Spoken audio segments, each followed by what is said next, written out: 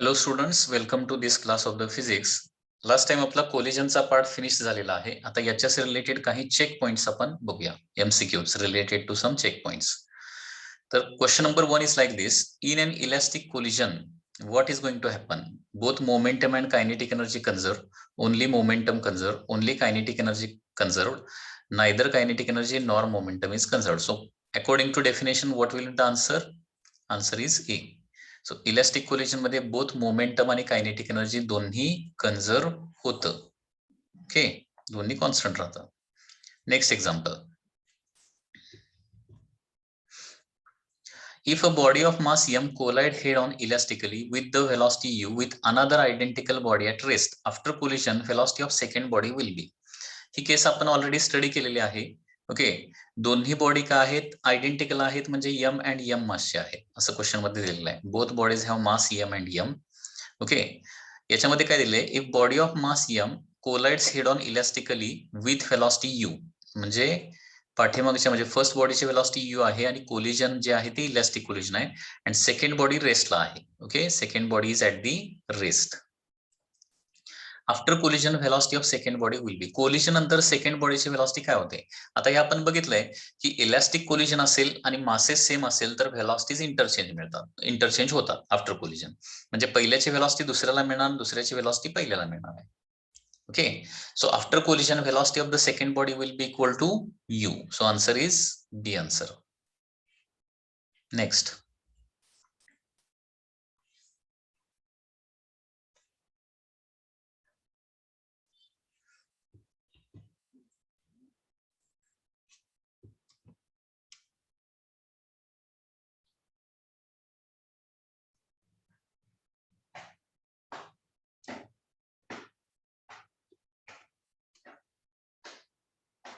Next question: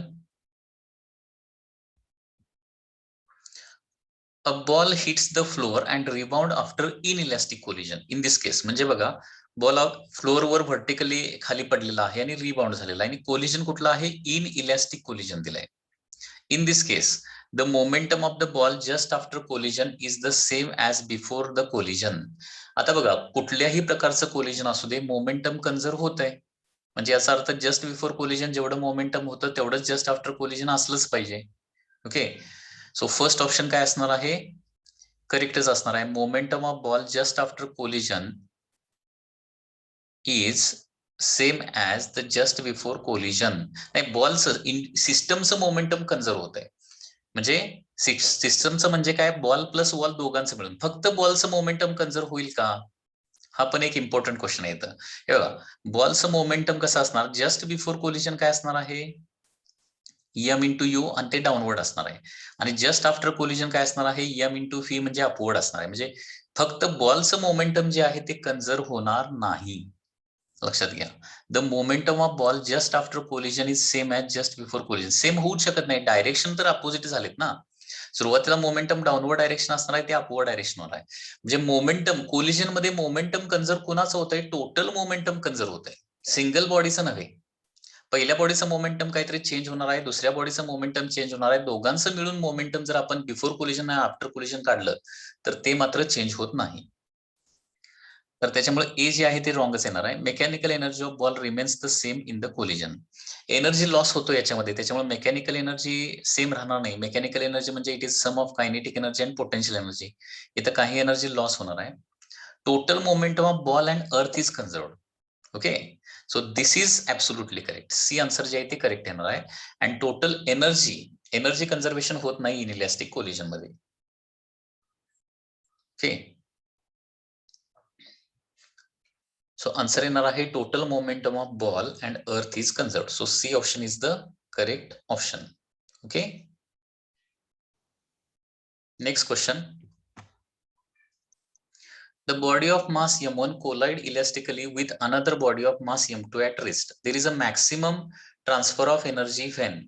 Okay, maximum transfer of energy कधी होणार आहे? मॅक्सिमम ट्रान्सफर म्हणजे maximum transfer of kinetic energy कधी होणार आहे? तर लक्षात घ्या, दोन्ही बॉडीचं मास ज्यावेळी सेम असतं त्यावेळी maximum transfer of kinetic energy होतं. सो आन्सर काय येणार आहे याचं? m1 should be equal to काय असलं पाहिजे? m2 असलं पाहिजे, तरच maximum transfer of kinetic energy होणार आहे. Okay, next question.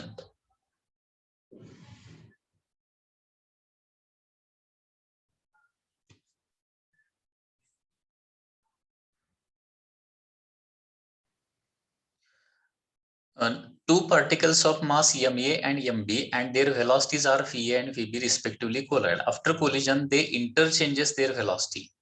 The ratio of ma by mb is. आता कुठल्या प्रकारचं कोलिजन आहे पुन्हा एकदा, इथं व्हेलॉसिटीज इंटरचेंज होत आहेत असं दिलंय, म्हणजे हे इलॅस्टिक कोलिजन असलं पाहिजे. आणि व्हेलॉसिटी इंटरचेंज कधी होतात, इंटरचेंज म्हणजे पहिल्याची व्हेलॉसिटी दुसऱ्याला आणि दुसऱ्याची व्हेलॉसिटी पहिल्याला आफ्टर कोलिजन. असं कधी होतं हे आपण बघितलेलं आहे ऑलरेडी. ओके, दोघांचं मास सेम असलं तरच असं होतंय. आणि इलॅस्टिक कोलिजन असेल तर, दोघांचं मास सेम आणि इलॅस्टिक कोलिजन असेल तर काय होतं, व्हेलॉसिटीज एक्झॅक्टली इंटरचेंज होतात. सो आन्सर येणार आहे MA by MB is equal to, answer येणार आहे that is D answer. Okay, next.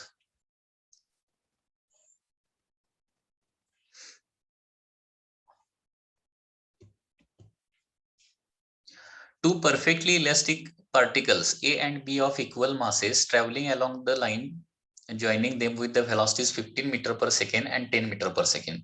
After collision the velocities will be. आता हा क्वेश्चन देखील पुन्हा एकदा खूपच इझी आहे, कॅल्क्युलेशन करायलाच लागत नाही. पुन्हा एकदा इलॅस्टिक कोलिजन आहे, कारण परफेक्टली इलॅस्टिक पार्टिकल्स आहेत आणि दोघांचा मास इक्वल आहे. इलॅस्टिक कोलिजन आणि मासेस इक्वल असतील तर काय होतं, व्हेलॉसिटीज इंटरचेंज होतात. म्हणजे बिफोर कोलिजन पहिल्याची 15 आहे आणि दुसऱ्याची 10 आहे. आफ्टर कोलिजन व्हेलॉसिटीज इंटरचेंज होणार, म्हणजे पहिल्याची किती होणार आहे, 10 होणार आणि दुसऱ्याची किती होणार आहे, 15. So answer will be C answer. Next.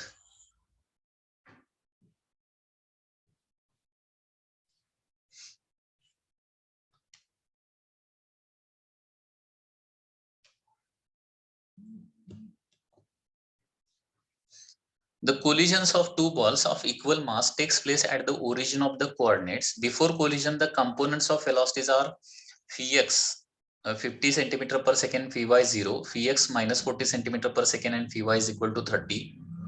Okay. The first ball comes to the rest. Okay. After collision, the velocity vx vy component of the second ball are. Okay, आता बिफोर कोलिजन त्यांचे components दिलेत बघा. Okay, before collision components काय काय दिलेत बघा. दोघांचं mass equal आहे, म्हणजे m1 is equal to m2 is equal to m असं म्हटलंय. The collision of two balls of equal mass takes place at the origin of the coordinates. Before collision the components of velocity. Before collision म्हणजे पहिल्याची velocity ux1 असणार आहे 50 आणि uy1 असणार आहे 0 before collision. आणि दुसऱ्याचं ux2 येणार आहे -40 आणि uy2 ओके येणार आहे दॅट इज 30. हे दिलेली गिवन इन्फॉर्मेशन आहे. So this is related to body 1, this is related to body 2 before collision. Okay, after collision. Okay, so this is before collision. Before collision, ठीक आहे. After collision first ball comes to the rest. म्हणजे after collision इथं काय होणार बघा, म्हणजे fee x1 असं म्हणूया, हे 0 होत आहे आणि फी y1 देखील 0 होत आहे. ओके, पहिला बॉल कम्प्लिटली रेस्टला येतो आणि दुसऱ्याचे कंपोनंट आपल्याला फाइंड आउट करायचे. म्हणजे फी x2 किती असेल आणि फी y2 किती असेल हे आपल्याला फाइंड आउट करायचं आहे. ओके, आता कुठलंही कोलिजन असू दे, इलॅस्टिक किंवा इनइलॅस्टिक, मोमेंटम काय होतंय, कन्झर्व होत आहे. तर momentum before collision is equal to momentum after collision घेऊया आणि सॉल्व्ह करूया. हे momentum before collision is equal to momentum after collision घेऊया, सॉल्व्ह करून बघूया काय होतंय. सो मोमेंटम बिफोर कोलिजन म्हणजे m1 u1 plus m2 u2 is equal to काय येणार आहे, momentum after collision m1 v1 plus काय असणार आहे, m2 v2 असणार आहे. ओके, आता बघा सगळीकडे यम यम यम यम येणार आहे, त्याच्यामुळे सगळं यम कॅन्सल होईल. मी डायरेक्टली कॅन्सल आउट करतो, कारण m1 is equal to m2 आहे, त्याच्यामुळं सगळीकडे यम येणार आहे ते कॅन्सल होणार आहे. So u1 plus u2 is equal to काय येणार आहे, v1 प्लस v2 होणार आहे. Okay, so this is a vector sum. आता पहिल्याची व्हेलॉसिटी व्हेक्टर फॉर्म मध्ये लिहायची झाली बिफोर कोलिजन तर किती येणार आहे, that is 50 I cap plus 0 j cap. So this is the velocity of first particle before collision plus second particle ची velocity before collision किती असणार आहे minus 40 I cap plus 30 j cap is equal to after collision पहिल्या पार्टिकलची velocity 0 झाली म्हणून सांगितलंय, तर second पार्टिकलची velocity काढायला सांगितलंय, V2 बार फाइंड आउट करायला सांगितलंय. ओके, फक्त डायरेक्टली इथे ऍडिशन होणार आहे.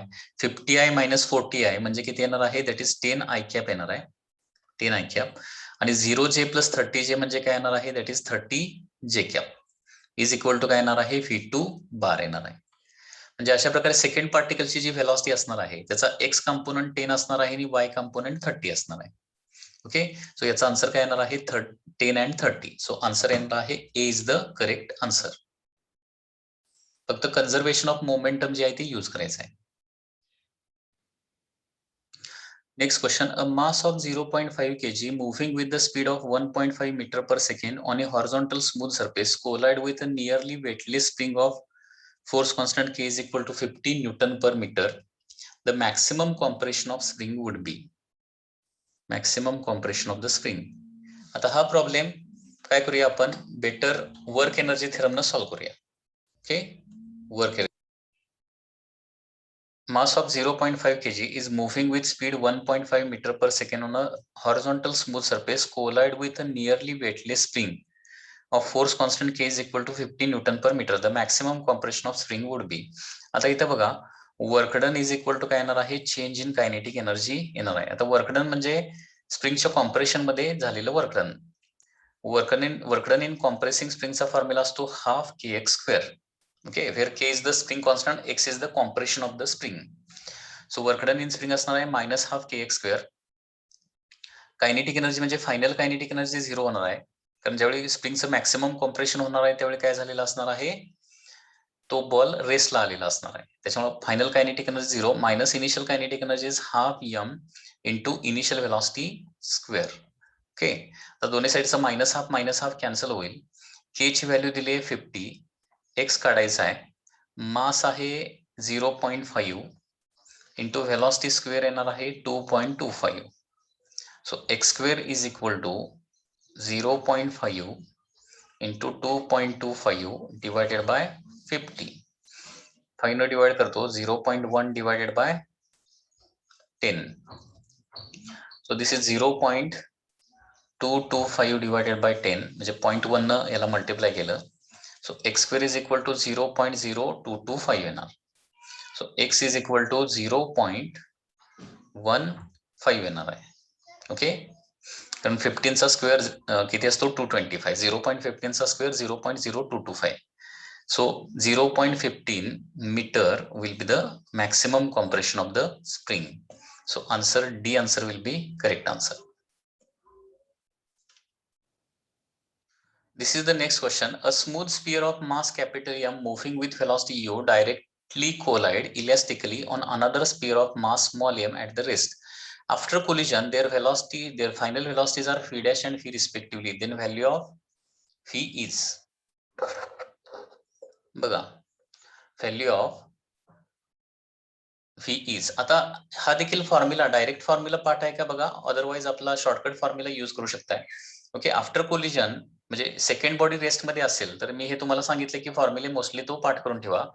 सेकंड बॉडी रेस्ट मध्ये असेल तर पहिल्या बॉडीची व्हेलॉसिटी किती येते, difference of mass divided by addition of mass into पहिल्या बॉडीची व्हेलॉसिटी, आणि सेकंड बॉडीची व्हेलॉसिटी येते 2m1 divided by m1 plus m2 into u1 येतं. हे फॉर्म्युले आहेत, बरोबर आहे ना. म्हणजे सेकंड बॉडी जर रेस्ट मध्ये असेल तर आफ्टर कोलिजन मिळणाऱ्या ज्या व्हेलॉसिटीज आहेत इलॅस्टिक कोलिजन मध्ये पर्टिक्युलरली, तर हे फॉर्म्युले आहेत. आता बघा याच्यामधलं काय काढायला सांगितलंय, तर value of fee find out करायला सांगितलंय. म्हणजे फी म्हणजे काय, सेकंड बॉडीची व्हेलॉसिटी काढायला सांगितलंय. सो सेकंड बॉडीची velocity phi is equal to, म्हणजे हा फॉर्म्युला यूज करावा लागणार, दॅट इज 2 टाइम्स m1 म्हणजे काय येणार आहे, पहिल्या बॉडीचा mass. Okay, that is capital M divided by small m plus capital M into पहिल्या बॉडीची व्हेलॉसिटी किती आहे, u आहे. ओके, म्हणजे आता संपूर्ण म्हणजे न्यूमरेटर डिनॉमिनेटरला आपण जर कॅपिटल एम न डिवाइड केलं तर काय होणार आहे, phi is equal to 2u न्यूमरेटरला राहणार आणि डिनॉमिनेटरला काय होणार आहे, M divided by capital M plus 1 राहणार आहे. So 2u divided by 1 plus M by small M by capital M. So answer काय येणार आहे, C answer is the correct answer. A body of mass m1 moving with velocity 3 meter per second collide with another body at rest of mass m2. पुन्हा एकदा इथं second body at the rest म्हटलंय. After collision, the velocities of two bodies are 2 and 5 meter per second respectively along the direction of motion of m2. Okay, the ratio of m1 by m2 is, m1 by m2 हा ratio विचारलेला आहे. Okay,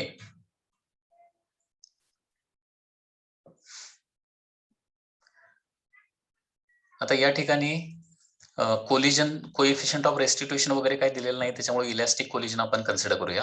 after collision व्हेलॉसिटीचा हा formula आहे, हा formula इथे use करतो मी.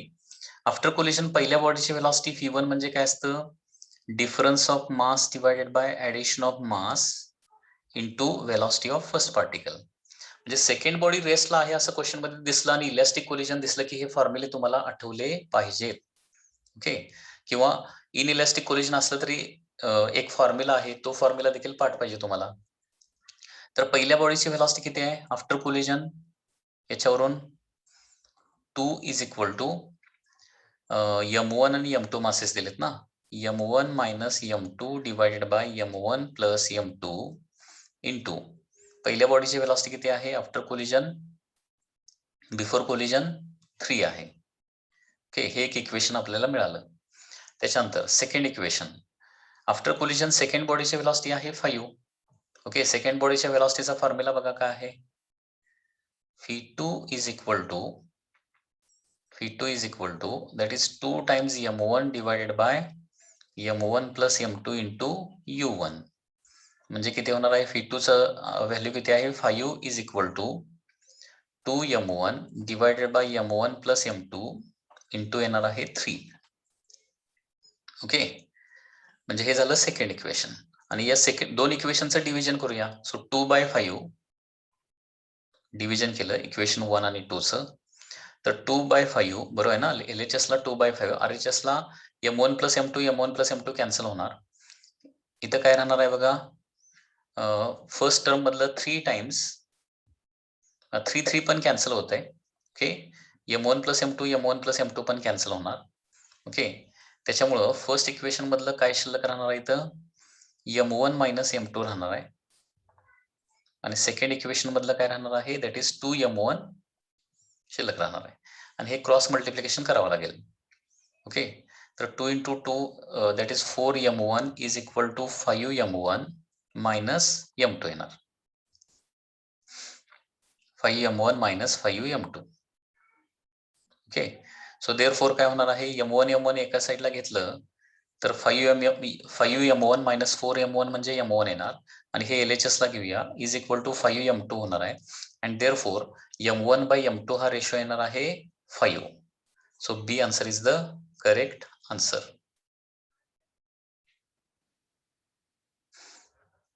Next question बघा, a body of mass small m moving with velocity v collide head on with another body of mass 2m. बघा इथं क्वेश्चन मध्ये काय दिलंय, पहिल्या बॉडीचा मास m आहे, दुसऱ्या बॉडीचा मास आहे 2m.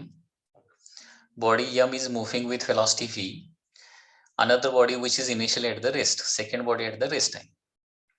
The ratio of kinetic energy of colliding bodies, colliding body before and after collision will be,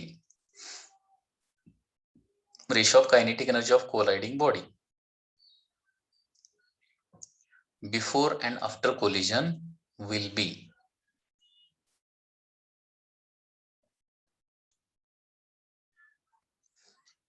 आता कोलाइडिंग बॉडी म्हणजे फर्स्ट बॉडी आपण घेणार इथं आणि फर्स्ट बॉडीची कायनेटिक एनर्जी बिफोर कोलिजन आणि आफ्टर कोलिजन काढणार आहे. तर बघा फर्स्ट बॉडीची व्हेलॉसिटी बिफोर कोलिजन किती आहे, दॅट इज v आहे, बरोबर आहे ना. आणि आफ्टर कोलिजन किती येणार आहे velocity, after collision that is φ1 is equal to, formula काय असतो, m1 minus m2 that is difference of mass divided by addition of mass into काय होणार आहे, that is velocity of the first body. So φ1 is equal to पहिल्या बॉडीचा मास m, दुसऱ्या बॉडीचा मास 2m divided by total mass 3m into velocity of first body, that is phi. Okay, so after collision first body ची velocity होणार आहे that is equal to minus m minus 2m म्हणजे m येणार आहे, m get cancel, phi by 3 होणार. Okay, आता इथे विचारलंय ratio of kinetic energy. So kinetic energy before collision divided by kinetic energy after collision. Before collision म्हणजे half m u1 square, after collision half m φ1 square. Half m cancel होणार, u1 divided by φ1 bracket square येणार आहे. Okay, u1 म्हणजे आहे φ divided by minus φ bye 3 याचा square, म्हणजे answer काय येणार आहे, φ गेट कॅन्सल, आन्सर इज 9:1 येणार आहे. कायनेटिक एनर्जी म्हणजे फक्त पहिल्या बॉडीचा कायनेटिक एनर्जीचा रेशिओ विचारलाय. पहिल्या बॉडीची कायनेटिक एनर्जी बिफोर कोलिजन असणार आहे हाफ m u1 स्क्वेअर आणि पहिल्याच बॉडीची आफ्टर कोलिजन कायनेटिक एनर्जी असणार आहे हाफ m φ1 स्क्वेअर आणि त्याचा ratio.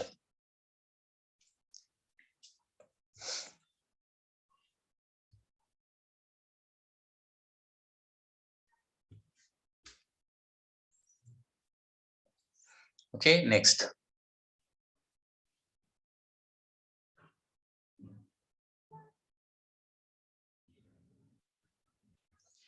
The two diagram shows the situation before and after collision between the two spheres A and B of equal radii moving along the same straight line on a smooth horizontal surface. The coefficient of restitution is. आता coefficient of restitution आपण कसं काढतो, तर velocity of separation divided by velocity of the approach. Velocity of separation divided by velocity of approach. That is called as coefficient of restitution.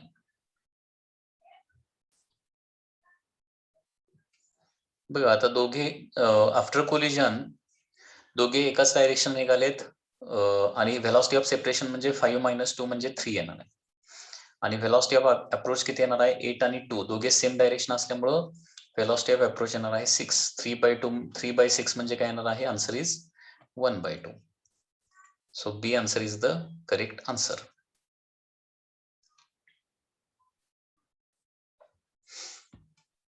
Next question.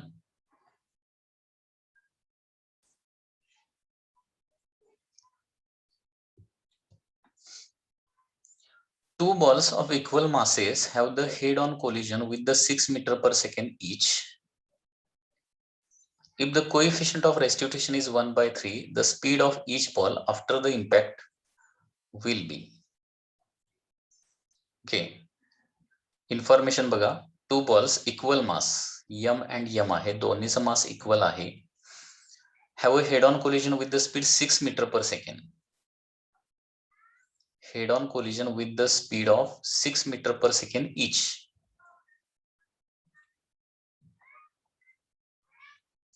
Two balls of equal masses have the head-on collision with the speed 6 meter per second each. म्हणजे दोघे एकमेकाकडे move करत असले पाहिजेत. If the coefficient of restitution is 1/3, the speed of each ball after the impact will be. After collision त्यांचा speed आपल्याला find out करायचा आहे. याचं फॉर एक्झाम्पल φ1 आणि याचं फॉर एक्झाम्पल φ2 असेल. Like this. For example coefficient of restitution दिलाय is equal to 1/3. आता काय करूया, आपली शॉर्टकट मेथड जी आहे ती वापरून काढूया. तर इनिशियल मोमेंटम किती येणार बघा, initial momentum is equal to m1 u1 bar plus m2 u2 bar. बघा इनिशियल मोमेंटम पहिल्याचा मास आहे m, व्हेलॉसिटी आहे 6, दुसऱ्याचा मास आहे m, व्हेलॉसिटी आहे 6, म्हणजे 6m आणि 6m हे इनिशियल मोमेंटम आणि अपोजिट डायरेक्शन असल्यामुळे इनिशियल मोमेंटम 0 येणार आहे. आता आफ्टर कोलिजन पहिल्याची व्हेलॉसिटी कशी काढतोय आपण, initial momentum plus m2e in bracket u2 minus u1 divided by the total mass, that is m1 plus m2. So पहिल्याची वेलॉसिटी इनिशियल मोमेंटम तर 0च आहे, plus m2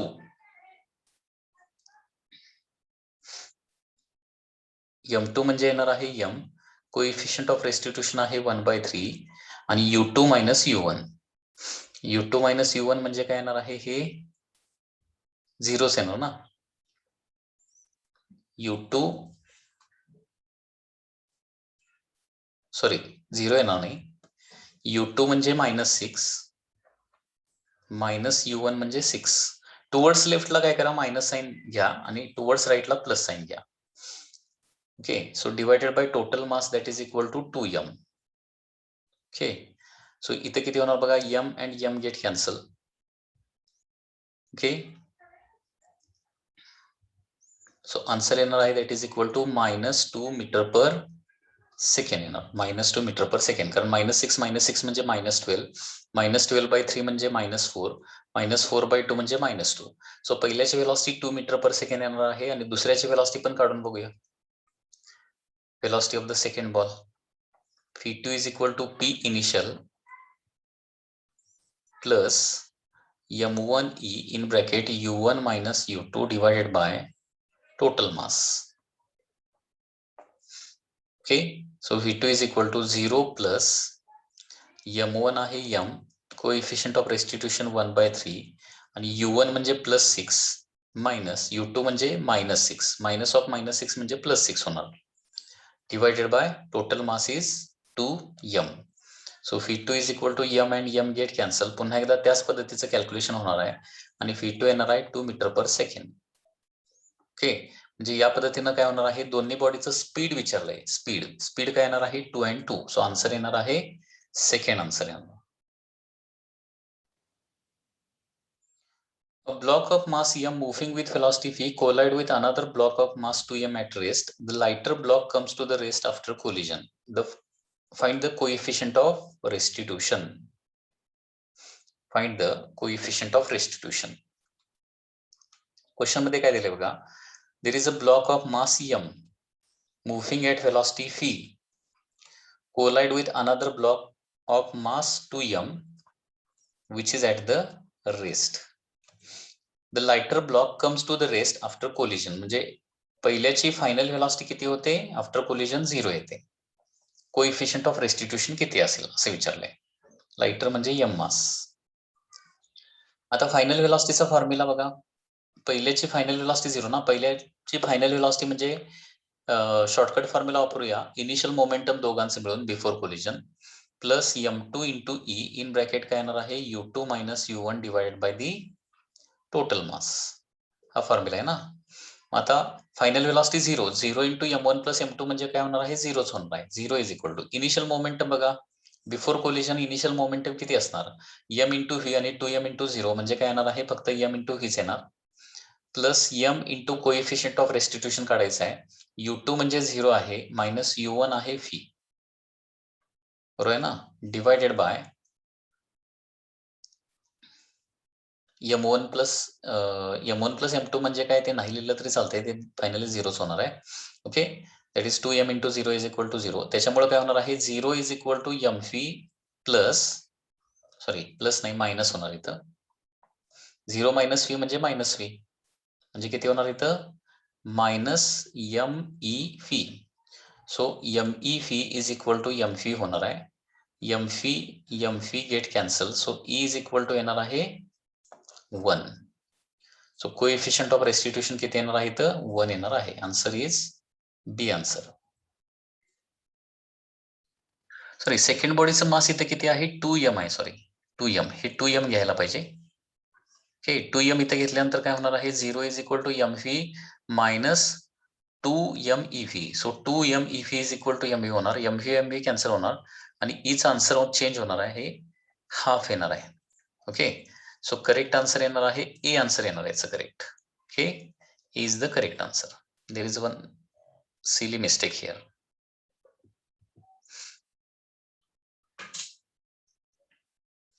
okay,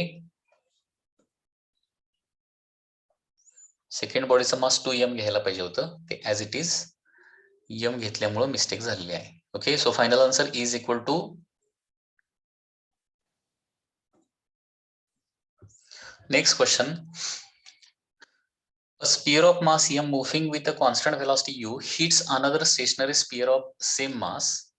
If E is the coefficient of restitution, the ratio of velocity of two spheres v1 and v2 after collision will be. बघा हे solve करून बघूया. Two spheres of mass m moving with velocity u. Sphere of mass m moving with velocity u म्हणजे m मासचा sphere u velocity निघालाय. Hits another stationary sphere of same mass म्हणजे हा rest मध्ये आहे. If E is the coefficient of restitution, ratio of velocities of two spheres v1 and v2 after collision. आफ्टर कोलिजनच्या velocity काढूया आणि त्याचा रेशो घेऊया. ओके, तर पुन्हा एकदा इनिशियल मोमेंटम अगोदर काढून घेतो मी. इनिशियल मोमेंटम येणार आहे mu प्लस m इंटू 0 म्हणजे mu येणार आहे. This is the initial momentum. आता आफ्टर कोलिजन पहिल्या पार्टिकलची व्हेलॉसिटी किती होणार बघा. आफ्टर कोलिजन पहिल्या पार्टिकलची velocity initial momentum that is mu.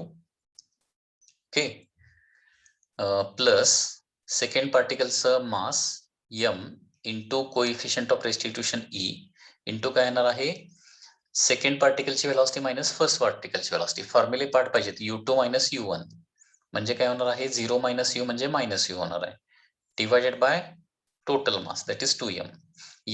m सगळं कॅन्सल करूया. सो v1 येणार आहे u minus eu divided by 2 किंवा u जर कॉमन काढलं तर 1 मायनस e डिवायडेड बाय 2 ही फर्स्ट पार्टिकलची व्हेलॉसिटी आफ्टर कोलिजन होणार.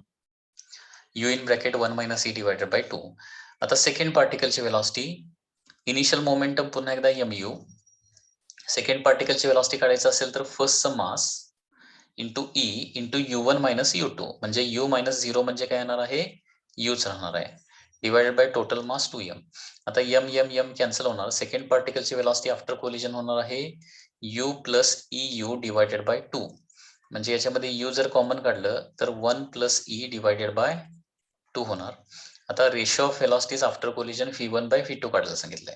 सो v1 बाय v2 मध्ये u बाय 2 कॅन्सल होणार आहे. v1 मधलं 1 मायनस e राहणार आहे आणि v2 मधलं 1 प्लस e राहणार आहे. सो आन्सर येणार आहे v1 एज टू v2 चा answer 1 minus e divided by 1 plus e. So first answer is the correct answer. आता हे डायग्राम नुसार आन्सर परत चेंज होणार आहे अकॉर्डिंग टू डायग्राम. बघा आपण पहिल्या फर्स्ट बॉडीची व्हेलॉसिटी म्हणजे इथली व्हेलॉसिटी आपण किती काढली that is u in bracket 1 plus 1 minus e divided by 2 आणि इथली व्हेलॉसिटी किती काढली u in bracket 1 plus e divided by 2 या व्हेलॉसिटी काढलेल्या आहेत. आणि v1 बाय v2 म्हणजे काय होणार ही व्हेलॉसिटी म्हणजे फर्स्ट पार्टिकलची व्हेलॉसिटी डिवायडेड बाय ही सेकंड पार्टिकलची व्हेलॉसिटी म्हणजे हे उलट होणार फक्त 1 plus e divided by 1 minus e. So diagram नुसार बी आन्सर येणार आहे अकॉर्डिंग टू डायग्राम. जर डायग्राम दिलीच नसती तर हे फर्स्ट आन्सर देखील करेक्ट होतं. लक्षात येत आहे. सो अकॉर्डिंग टू डायग्राम फक्त न्यूमरेटर डिनॉमिनेटर चेंज होणार आहे. ओके, तर या पद्धतीने चेक पॉइंट मधले हे सगळे प्रॉब्लेम जे आहेत ते कम्प्लीट झालेले आहेत. आता इथे एक क्वेश्चन आहे बघा. क्वेश्चन काय दिलाय बघा. Question is like this. Initially spring is at its natural length and collision is elastic. Then find the maximum compression of spring during the motion. बघा इथं पहिला मास जो आहे तो किती दिलेला आहे हा m मास आहे. Okay, so this is the first mass. It is moving with speed v not. v not speed न काय होणार आहे दुसरा हा त्याच्या पुढे असणारा जो m मास आहे त्याच्यावर कोलाइड होणार. ओके, आता हे कोलिजन जे आहे ते इलॅस्टिक कोलिजन आहे म्हणून सांगितलंय. आता इलॅस्टिक कोलिजन मध्ये काय असेल मासेस जर सेम असेल तर व्हेलॉसिटीज इंटरचेंज होणार. म्हणजे जस्ट आफ्टर कोलिजन काय होणार आहे हा जो for example this is mass number 1 this is mass number 2 this is mass number 3. Collision कोणाचं होणार आहे 1 आणि 2 चं कोलिजन होणार आहे. बरोबर. जस्ट आफ्टर कोलिजन काय होणार आहे पहिल्याची व्हेलॉसिटी दुसऱ्याला दुसऱ्याची व्हेलॉसिटी पहिल्याला मिळणार. म्हणजे just after collision first m जो आहे तो काय होणार आहे रेस्टला येणार आणि तो सेकंड m जो आहे ना तो काय करणार आहे v नॉट व्हेलॉसिटीनं पुढे मूव्ह करायला चालू करणार आहे. आता सेकंड पार्टिकल स्प्रिंगच्या साइननं काय केलेलं आहे 2m ला जोडलेला आहे आणि त्याच्यामुळे स्प्रिंगचं काय होणार आहे कॉम्प्रेशन चालू होणार आहे. So this is the third particle. Compression starts. लक्षात येते का? म्हणजे कोलिशन 1 आणि 2 चं होणार आहे. लक्षात येते ना? कोलिशन कसला आहे? इलॅस्टिक आहे. मासेस कसे आहेत? सेम आहेत. इलॅस्टिक कोलिशन असेल, मासेस सेम असेल तर व्हेलॉसिटीज इंटरचेंज होतात. माहिती आहे ना? पहिल्याची व्हेलॉसिटी दुसऱ्याला, दुसऱ्याची व्हेलॉसिटी पहिल्याला. बिफोर कोलिजन पहिल्याची व्हेलॉसिटी किती आहे? व्ही नॉट आहे आणि दुसऱ्याची व्हेलॉसिटी किती आहे? 0 आहे. म्हणजे आफ्टर कोलिजन काय होणार? पहिल्याची व्हेलॉसिटी 0 आणि दुसऱ्याची व्हेलॉसिटी काय होणार आहे? व्ही नॉट होणार after collision. Okay, so this is the case. मग आता याच्या पुढचा पार्ट कसा सॉल्व्ह करायचा बघा.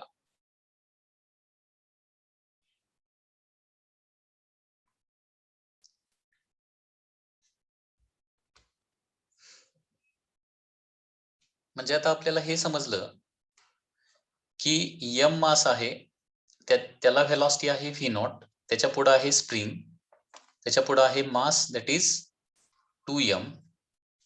ओके, तर मॅक्सिमम कॉम्प्रेशन ऑफ स्प्रिंग किती होणार आहे?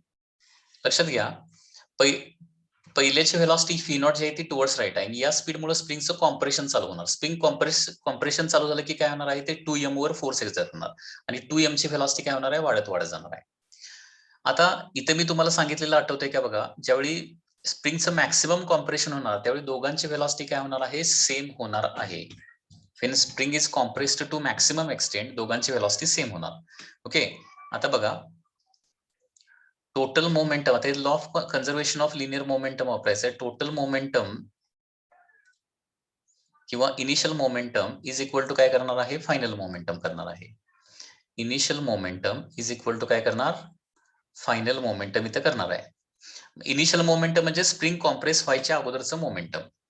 ओके, 2m रेस्ट मध्ये आहे आणि m ला व्हेलॉसिटी मिळालेली आहे व्ही नॉट. तर बिफोर कोलिजन पहिल्याचं मोमेंटम किती होणार बघा? m इंटू व्ही नॉट आणि दुसऱ्याचं मोमेंटम होणार आहे 2m into 0 is equal to काय येणार आहे? फायनल मोमेंटम काय असणार आहे? एकूण मास 3m घेणार आपण आणि ते एका common velocity for example V dash न मूव्ह करणार आहे. Okay, so m V not is equal to काय येणार आहे? 3m इंटू व्ही डॅश होणार आहे and therefore phi dash is equal to काय होणार आहे? here m and m get cancel, phi naught by 3 होणार आहे. म्हणजे ज्यावेळी मॅक्सिमम कॉम्प्रेशन ऑफ स्प्रिंग होणार ना त्यावेळी दोघेही phi naught by 3 या स्पीडनं मूव्ह करणार आहेत. इथं तुम्हाला ही बेसिक कन्सेप्ट लक्षात ठेवावी लागेल की दोन मासेस स्प्रिंगनं कनेक्टेड असतील, दुसरा मास रेस्ट मध्ये असेल, पहिला मास त्याच्यावर सर्टन व्हेलॉसिटीनं कोलाइड होत असेल तर लक्षात घ्या ज्यावेळी स्प्रिंगचं मॅक्सिमम कॉम्प्रेशन होणार त्यावेळी दोघांची व्हेलॉसिटी सेम होणार. ओके, कारण या स्प्रिंगच्या कॉम्प्रेशन मध्ये पाठीमागच्याची व्हेलॉसिटी कमी कमी कमी होत जाणार, पुढच्याची व्हेलॉसिटी वाढत वाढत वाढत जाणार आणि त्याच्यामुळे काय होणार आहे? कॉम्प्रेशन ज्यावेळी मॅक्सिमम होणार आहे त्यावेळी काय होणार आहे? दोन्ही मासचं स्पीड सेम होणार आहे म्हणजे व्ही नॉट बाय 3 होणार आहे. आता इथे मॅक्सिमम कॉम्प्रेशन ऑफ स्प्रिंग काढायचं तर त्याच्यासाठी वर्क एनर्जी थेरम वापरूया. Work is equal to change in kinetic energy. Work done होणार आहे half kx square. Work done होणार आहे half kx square. Change in kinetic energy म्हणजे बिफोर कोलिजन कायनेटिक एनर्जी आणि after collision kinetic energy. Before collision kinetic energy म्हणजे final minus initial करूया. Final kinetic energy work done in compressing the spring minus sign देखील इथे येणार आहे. Minus half kx square is equal to final kinetic energy minus initial kinetic energy येणार आहे. So minus half kx square is equal to final kinetic energy म्हणजे half total mass असणार आहे 3m आणि ते किती व्हेलॉसिटीनं मूव्ह करणार आहे? व्ही नॉट बाय 3 या व्हेलॉसिटीनं मूव्ह करणार आहे square. Half mv square this is the final kinetic energy minus initial kinetic energy is half. Okay, फक्त पहिल्या पार्टिकलची कायनेटिक एनर्जी येणार आहे इनिशियल म्हणजे, कारण सुरुवातीला फक्त फर्स्ट पार्टिकलच मुव्हिंग होता into V not square.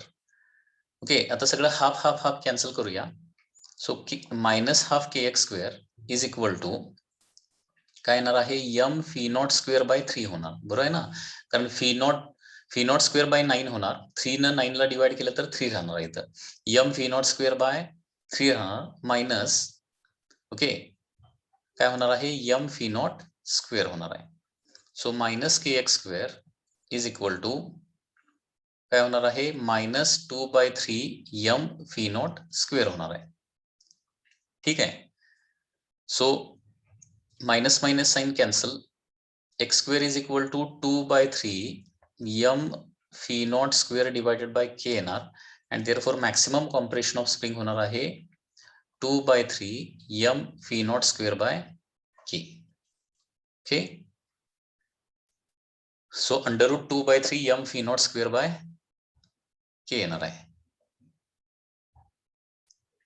So answers बघा. सो आन्सर याच्यामधलं 2/3 m phi not square by K म्हणजे आन्सर काय येणार आहे. फर्स्ट आन्सर याचं येणार आहे. Okay, first answer will be the correct answer.